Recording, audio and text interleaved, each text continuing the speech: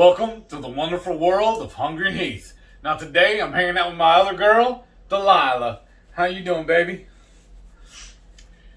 Now y'all know, I am not a classically trained chef. What I am is a self-taught home cook. I have studied under several television chefs. I have a PhD from YouTube University and a black belt in Google Foo. Now tonight, I got my wonderful wife. I'm going to show y'all how we do steak a la Hungry Heath. Let's get to cooking.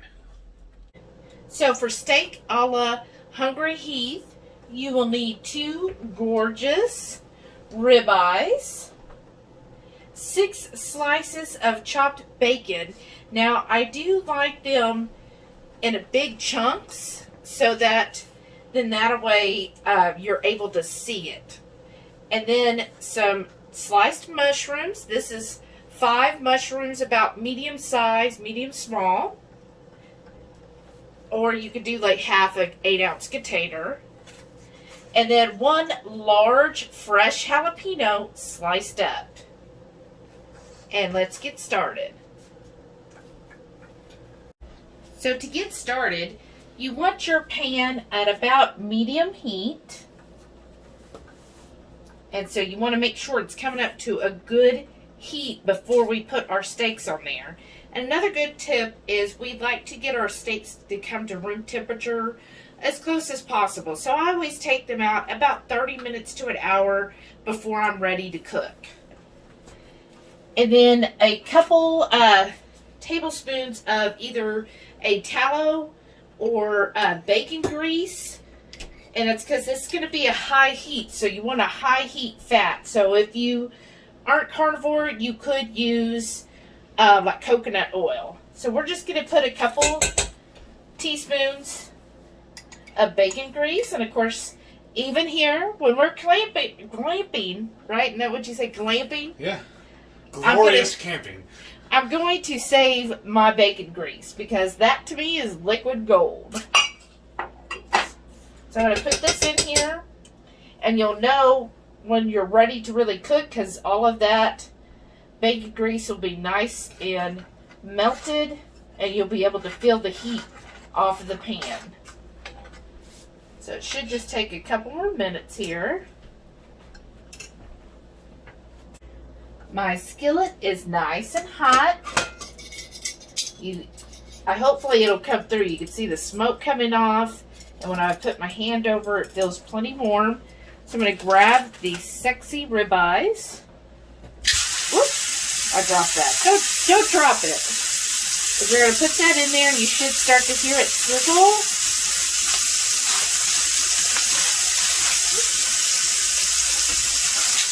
Well, if I can grab it. There we go.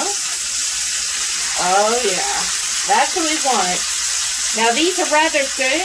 So you want to let it go for about 3 minutes on each side. So we're going to start this at 3 minutes, and then we'll be back. So it's been about 3 minutes, and let's try to flip these things. Oh, look at that sear. Isn't that gorgeous? So I'm going to flip it onto this side. See this one? Oh yeah, look at that beauty. Let's put that there. And then we'll do the same thing. We're going to do 3 more minutes. Okay, it's actually been about 5 minutes. I checked on these at 3 minutes and I noticed they were still pretty rare in the center. So I let it go a couple more minutes. These are about 1.5 to 2 inch thick steaks. So your time's going to depend on how thick your steaks are. So now I'm going to pick them up. And I like to do the sides of them. Let's separate it. There we go. Ooh, yeah, that's so pretty. And I'm just going to do their edges. And get it a little crispy around the edges, especially where there's the fat on the ribeye. I really like to get that crisped up in the bacon grease. So I'm just going to do this for probably a minute and a half, 2 minutes on each side here, these two sides, and then we'll be ready to pull them. Alright, my steaks should be done. So I'm going to put them over on a plate and just let them rest. And it's always good to let, especially thick cuts, rest about 10 minutes. Because that's where you're really allowing it to tenderize. And all of that gorgeous juices and fat kind of loosen up while it's resting. So sometimes if you've had a tough steak, how fast did you cut into it from when you pulled it off the fire? So that's always something to check on. And then now we're going to start, I'm going to turn the temperature down a little bit. So I had that on medium. I'm going to turn it to low. And I'm going to put in my bacon.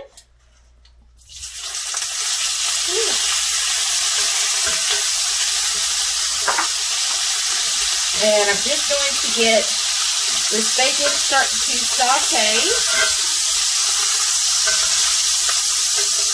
And then all of those juices from the steak, the little gratin from where it seared on the skillet, now mixing with more bacon fat as this cooks up. Oh, it makes such a delicious sauce.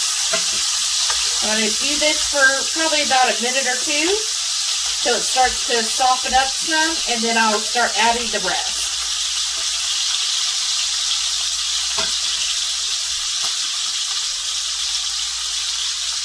So now my bacon is starting to get just a little bit crispy around the edges. So I'm going to add my mushrooms. And I do like to thinly slice these. And then this way, I'm going to stir this in, and that'll get all of that beautiful bacon juice all over my mushrooms.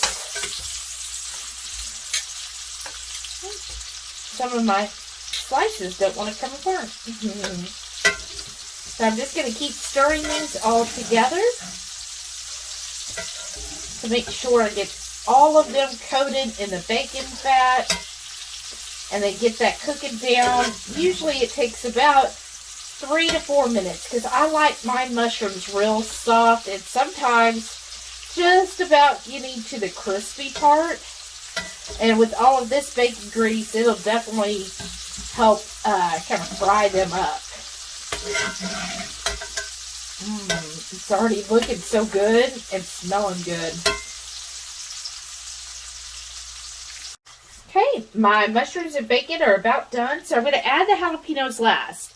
The reason I add my jalapenos last is because I like my jalapenos to stay with just a little bit of crunch in them. I don't like them real soft and tender.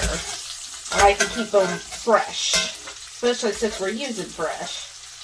Okay, so I'm just going to stir that for like 30 seconds. Really, I don't like to do it for too long.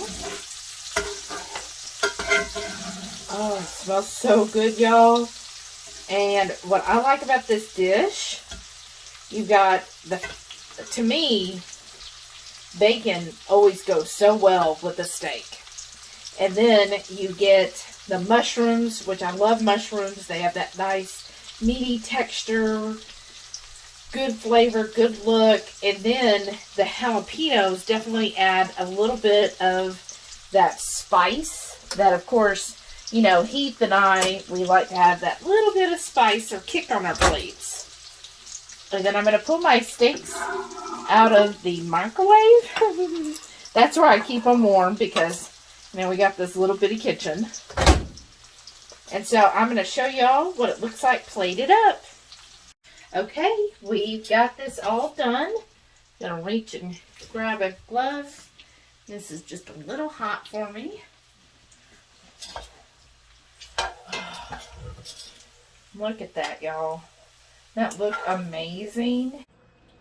Can we eat now, please? This That looks was scary. so good. I'm saying. Oh, yeah. It's like butter. I don't know how you can make a steak in a frying pan on a little makeshift 2-burner stove in some little hotel be this dang good. That You just are proves amazing. you don't have to have an oven or a smoker or a grill to make a delicious steak. Oh, y'all see that? That looks so good. Mmm. Now, Primo. you might have noticed that I didn't season my steak, and that's just because the longer we've been eating meat heavy, the less I need to season the steaks. Usually, I like the meat. Yeah, I love the flavor of a steak, so I don't want to overpower it with a whole bunch of seasoning. Now, and I go by how I feel. Some days I really want some salt, so I'll salt my steak, or I'll use Redmond seasoned salt, or just simply the Redmonds. But if I'm not craving salt, I'm not going to salt it. You don't have to salt your food. So I leave it like that. The bacon has plenty of salt, and then you got your jalapenos and your mushrooms. But look, this steak just turned out perfect. Mm-hmm. Now I'm trying to build me a perfect bite. I'm going to get a little mushroom, a little bacon, and a little jalapeno. That's what I'm going to do. I love the mushrooms like this. Look at that. Oh. Wowza. And this makes me happy, happy, happy. Now, let me do my perfect bite. And it just makes me laugh that all the people saying that carnivore is a very, very restrictive diet. Because look what I'm eating. Come on. How is that restrictive? That is just heavenly.